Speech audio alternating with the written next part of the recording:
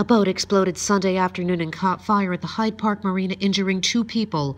The midday incident occurred just after 1 p.m. and brought out emergency responders from several agencies. The Fairview Fire Department, with the assistance of the City of Poughkeepsie Marine Unit, used booms to contain materials from the boat and fueling station. Those on board had self-extricated and were taken to a local hospital with undisclosed injuries. According to fire officials, the cause of the explosion was accidental. For HVNN.com, I'm Paula Mitchell reporting.